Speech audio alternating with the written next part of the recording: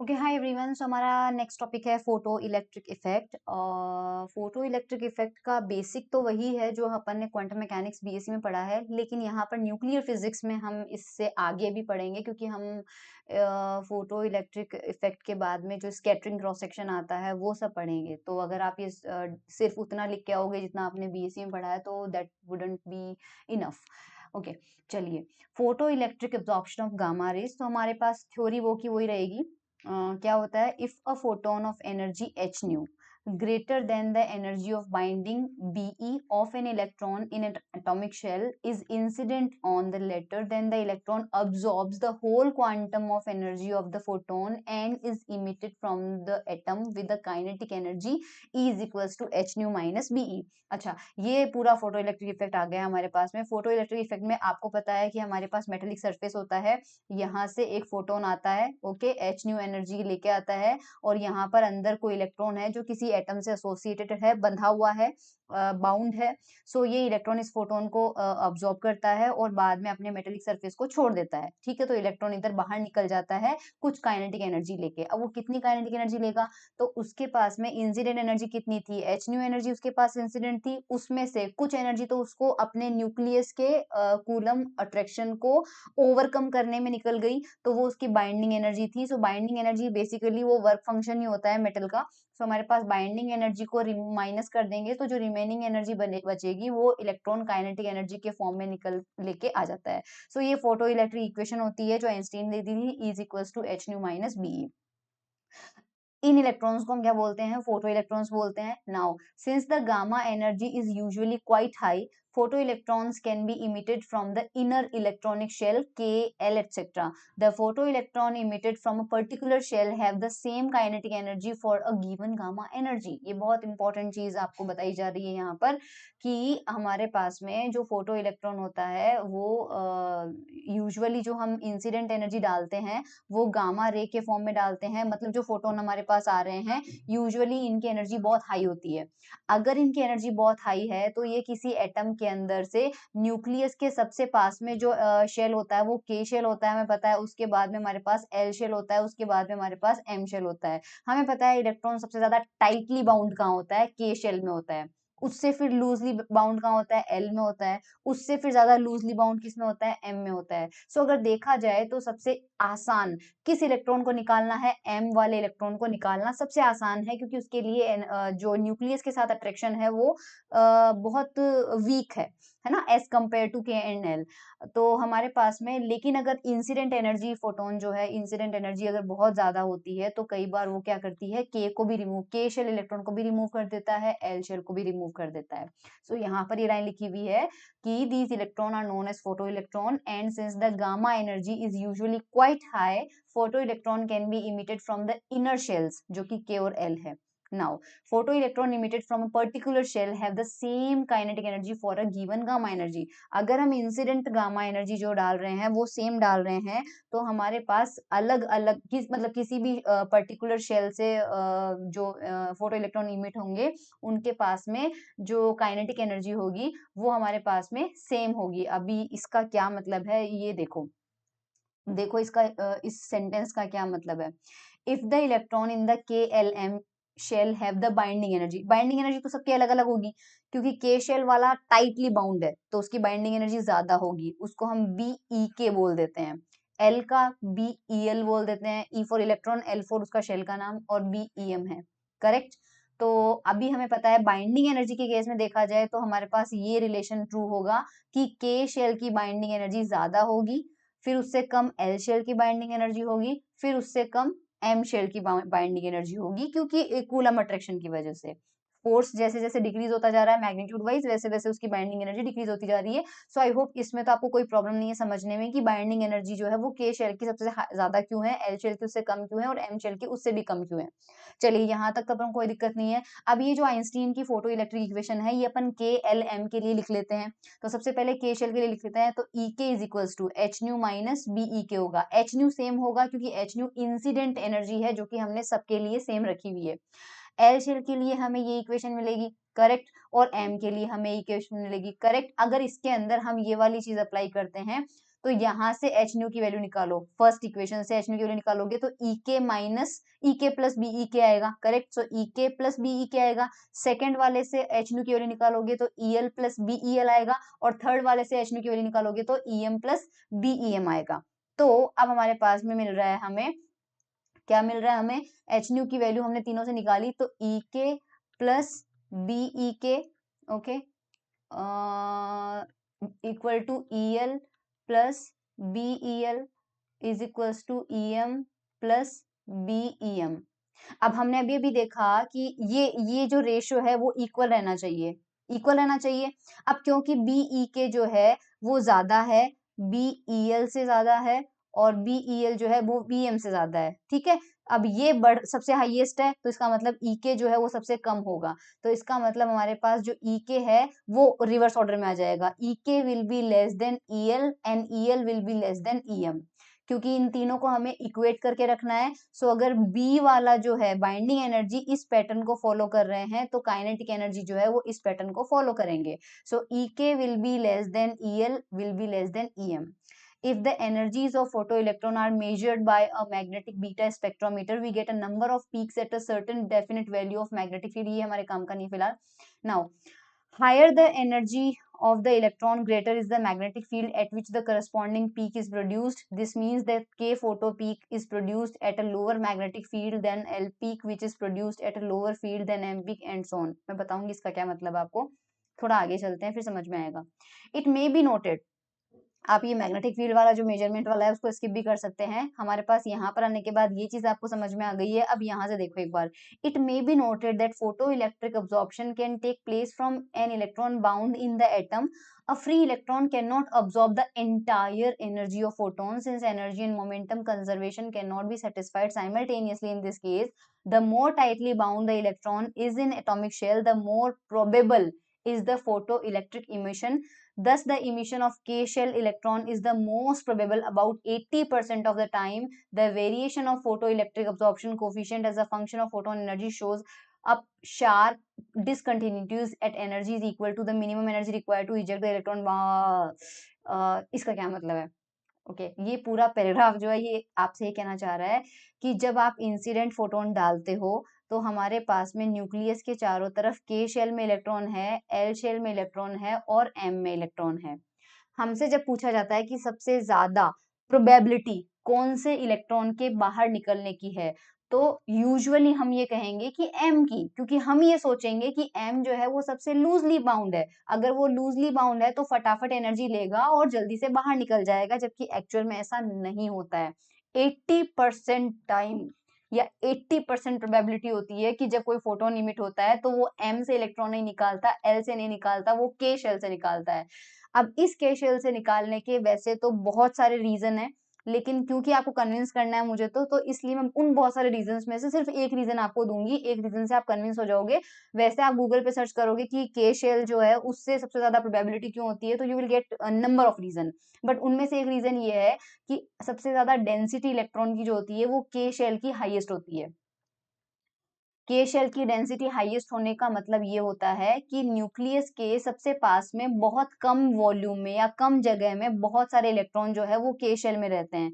L जो होता है उसमें स्पेस बढ़ जाता है, एल शेल बड़ा हो जाता है तो इलेक्ट्रॉन काफी दूर दूर रहते हैं, तो डेंसिटी डिक्रीज होती है, और एम शेल की डेंसिटी और भी ज्यादा डिक्रीज होती है। तो जब कोई फोटोन आता है तो उसको यहाँ पर जब वो ये एम शेल है, ये एल शेल है, फोटोन जब आता है तो वो एम शेल को क्रॉस कर जाता है, उसको यहाँ पे रास्ते में इलेक्ट्रॉन मिलता ही नहीं है। क्यों नहीं मिलता? क्योंकि डेंसिटी नहीं है इतनी ज्यादा, ठीक है। उसके बाद में वो पेनिट्रेट करके एल शेल में एंटर करता है, एल में भी उसको इलेक्ट्रॉन नहीं मिलने के चांसेस होते हैं क्योंकि डेंसिटी लो है। लेकिन जैसे ही वो के में आता है, के बहुत कम जगह में इलेक्ट्रॉन्स बहुत सारे हैं, इसलिए डेंसिटी ज्यादा होने की वजह से उस फोटोन का इंटरेक्शन सबसे ज्यादा किससे होता है?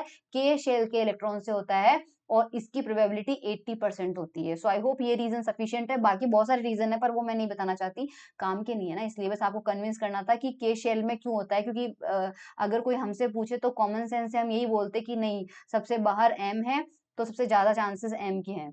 चलिए, उसके बाद हमारे पास में ये आने के बाद में अब अपन क्या करेंगे? Now as the energy of, अब ये देखो थोड़ा सा, as the energy increases beyond K absorption, edge which appears as at a higher energy than other peaks. There is a rapid decrease in the value of mu phm, thus the photoelectric effect is important at relatively low photon energy. Figure 6.2 कहाँ है? Figure 6.2 कहाँ गया यार? Figure 6.2 मैंने, okay इसका graph है एक, वो graph, just a minute, figure 6.2 कहाँ है यार? ये रहा। यहाँ पे हमारे पास फोटोन की एनर्जी वर्सेस जो वाई एक्सिस पे है लीनियर अब्जॉर्प्शन कोफिशिएंट है। तो इसमें म्यू पीएच, ये रहा फोटो इलेक्ट्रिक अब्जॉर्प्शन का जो ग्राफ है वो इस तरह से आया है ना। फोटो इलेक्ट्रिक अब्जॉर्प्शन का ग्राफ हमारे पास में यहाँ से लेके और फिर इस तरह से आ रहा है। तो ये कह रहे हैं कि जैसे जैसे अगर फोटोन की एनर्जी, कई बार एक पर्टिकुलर एनर्जी से फोटोन की एनर्जी बहुत ज्यादा एक्सीड हो जाती है तो अब्जॉर्प्शन उसका डिक्रीज हो जाता है। और ऑब्वियसली ये बात इसलिए सही है क्योंकि आप खुद देखो ना, फोटोन आ रहा है, इलेक्ट्रॉन के साथ में उसको इंटरेक्शन करना है। अगर आप बहुत ही ज्यादा एनर्जी वाला फोटोन भेज दोगे तो वो बिना इंटरेक्शन करके उसको पेनिट्रेट करके चला जाएगा। सो इंटरेक्शन के लिए थोड़ा सा साथ में टाइम स्पेंड होना चाहिए। टाइम स्पेंड होने के लिए, अब्जॉर्प्शन होने के लिए सामने वाला पार्टिकल जो है वो, उसकी एनर्जी इतनी ज्यादा भी नहीं हो कि वो इंटरेक्शन ही ना हो पाए। इसलिए एक पर्टिकुलर एनर्जी पे या पर्टिकुलर एनर्जी से ज्यादा एनर्जी होने पे इंटरेक्शन जो होता है वो डिक्रीज हो जाता है। तो हमारे पास जो फोटोन एनर्जी होती है वो रिलेटिवली लो एनर्जी पर फोटो इलेक्ट्रिक इफेक्ट हमें देखने को ज्यादा मिलता है। ठीक है, ये लाइन समझ में आ गई। As the energy increases beyond absorption edge which appears at a higher energy than the other peaks, there is a rapid decrease in the mu PH. Mu photo electric है ना, म्यू पीएच होता है वो, उसके बाद में decrease होने लग जाता है क्योंकि इंटरेक्शन नहीं हो रहा है। इंटरेक्शन नहीं हो रहा है तो फोटो इलेक्ट्रिक इफेक्ट ऑब्जर्व नहीं हो रहा है। The total photo electric absorption cross section for K electron is given by, so derivation पे नहीं जा रहे हैं। स्कैटरिंग क्रॉस सेक्शन का फॉर्मूला याद रखिए, sigma P H is equal to sigma E Z raise to power 5 alpha raise to power 4 4 root 2 M not C square upon H cross omega raise to power 7/2। Sigma E यहाँ पे है 8 पाई r nought square by 3 which is the Thomson scattering cross section. Thomson scattering cross section आपने JD Jackson के अंदर पढ़ा है। और are not हमारे पास है ये E square upon 4 pi epsilon not M not C square, जिसकी वैल्यू ये आती है न्यूमेरिकल, है ना, क्लासिकल इलेक्ट्रॉन रेडियस है। और ये जो सिग्मा फोटो इलेक्ट्रिक इफेक्ट के लिए हमें मिला है, it is valid for non relativistic region. Non relativistic case में होगा जहां पर h cross omega is less than m not C square, मतलब ऑब्वियसली हमारे पास में एच क्रॉस ओमेगा की value m not C square से बहुत कम होती है, तो नॉन रिलेटिविस्टिक रीजन आता है, ये अपन ने पढ़ा है। एल्फा हमारे पास सोमरफील्ड फाइन स्ट्रक्चर कांस्टेंट है, Z atomic number of the absorber है। The above equation shows that sigma PH falls off rapidly with increasing H cross omega. यहाँ आप ध्यान से देखें तो सिग्मा पीएच जो आ रहा है वो एच क्रॉस ओमेगा के डायरेक्टली प्रोपोर्शनल आ रहा है या इनवर्सली प्रोपोर्शनल आ रहा है? इनवर्सली प्रोपोर्शनल आ रहा है ना, 1/एच क्रॉस ओमेगा की पावर 7/2 क्या आ रहा है। सो आप देख सकते हैं कि जैसे ही ई गामा अगर बढ़ेगा तो सिग्मा की वैल्यू क्या हो जाएगी? Decrease. So sigma pH falls off rapidly with increasing h cross omega at lower energy। lower energy का मतलब नॉन रिलेटिविस्टिक केस में। नाउ अगर अपन ध्यान से देखें तो यहाँ पर हमें एक चीज पता चल रही है, since the wavelength lambda is inversely proportional to h cross omega. ऐसा क्यों होता है? क्योंकि हम जानते हैं E इज इक्वल्स टू हमारे पास होता है एच सी बाय लैम्डा होता है, एच सी बाय लेमडा होता है ना, हाँ एच न्यू, और यही एनर्जी हमारे पास एच क्रॉस ओमेगा होती है।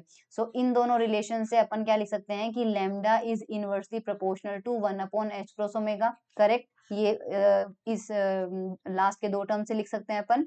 तो यहाँ से हम कह सकते हैं कि लैम्डा क्योंकि एच क्रॉस ओमेगा के इनवर्सली प्रोपोर्शनल है, तो जो सिग्मा पीएच है जो उसका क्या सीन रहेगा लैम्डा के साथ में। तो अभी अपन ने देखा कि अभी अपन ने देखा कि सिग्मा पीएच जो था वो एच क्रॉस ओमेगा की पावर 7/2 के इनवर्सली प्रोपोर्शनल था। और अभी अपन ने देखा कि जो लैम्डा है वो एच क्रॉस ओमेगा के इनवर्सली प्रोपोर्शनल है। तो सिग्मा पीएच को हम लिख सकते हैं लैम्डा की पावर 7/2 के डायरेक्टली प्रोपोर्शनल लिख सकते हैं ना। तो हमारे पास में लैम्डा जो है वो इस तरह से लैम्डा की पावर 7/2 के डायरेक्टली प्रोपोर्शनल आ जाएगा। तो हमारे पास में अपन अगर रिलेटिविस्टिक रीजन रहे तो ये जो फॉर्मूला था वो नॉन रिलेटिविस्टिक केस में है, रिलेटिविस्टिक केस में आपको फॉर्मूला ध्यान रखना है ये वाला, डेरिवेशन में दोनों का ही नहीं करवा रही हूँ। और इस कंडीशन में हाई एनर्जी पे अगर अपन देखें जो सिग्मा पीएच है, हाई एनर्जी पे कैसे रिएक्शन होगा, तो हाई एनर्जी पे ये हमें चाहिए, हाई एनर्जी पे सिग्मा पीएच जो है वो आ रहा है पावर में 7/2 नहीं है, पावर में है सिर्फ एच क्रॉस ओमेगा, और एच क्रॉस ओमेगा को अपन 1/λ के प्रोपोर्शनल लिख सकते हैं, तो यहाँ पे आ जाएगा sigma PH directly proportional to lambda. So sigma PH is directly proportional to lambda आ रहा है हाई एनर्जी पे यानी रिलेटिविस्टिक केस में। सो दोनों इक्वेशन जो है 3 वाला 5 वाला यानी कि रिलेटिविस्टिक या नॉन रिलेटिविस्टिक, वो बताता है कि high Z absorber are more effective for photo electron emission. High Z absorber, high Z का मतलब क्यों बोला है, क्योंकि सिग्मा पीएच जो है वो हमारे पास नॉन रिलेटिविस्टिक केस में भी जेड की पावर 5 के प्रोपोर्शनल आया था, और रिलेटिविस्टिक केस में भी जेड की पावर 5 में आया था। तो अब्जॉर्बर का जेड जो है जितना हाई होगा उतना हमारे पास स्कैटरिंग क्रॉस सेक्शन बढ़ेगा, उतना ज्यादा इंटरेक्शन बढ़ेगा। Now in the neighbourhood of the absorption edges, जहां पर अब्जॉर्प्शन पीक मिलता है उसके आसपास में हमें ये फॉर्मूले जो है वो होल्ड नहीं करते हैं, तो उस कंडीशन में हमारे पास में दूसरा फॉर्मूला चाहिए। So in this case the energy of the ejected electron, जो एनर्जी आई इलेक्ट्रॉन की वो कितनी आई थी, एच न्यू माइनस बीई आई थी। एच न्यू को आप क्या लिख सकते हो, एच क्रॉस ओमेगा भी लिख सकते हैं, क्योंकि अपन फॉर्मूला देख चुके हैं। एच न्यू जो होता है हमारे पास में, एच न्यू को अपन लिख सकते हैं एच सी बाय लैम्डा, 2 पाई से ऊपर नीचे मल्टीप्लाई कर दो तो आपके पास ओमेगा आ जाएगा, है ना। इसको लैम्डा को उसके टर्म में लिख लो। या आई होप आपको ये बात पता है कि एच न्यू जो है इसको एच न्यू जो है इसको आप एच क्रॉस ओमेगा लिख सकते हो, 2 पाई से ऊपर नीचे मल्टीप्लाई कर दो, तो मैं देखो यहाँ पे कर रही हूँ, एच न्यू है ऊपर नीचे 2 पाई और यहाँ पर भी 2 पाई, ठीक है। सो एच अपॉन 2 पाई जो है वो तो क्या हो जाएगा, एच क्रॉस हो जाएगा, और 2 पाई न्यू कितना होता है, ओमेगा, ठीक है, तो ये एच क्रॉस ओमेगा हो जाएगा। तो आप ये भी लिख सकते हैं, is comparable to the electron binding energy in the atomic shell for the k shell one gets per electron।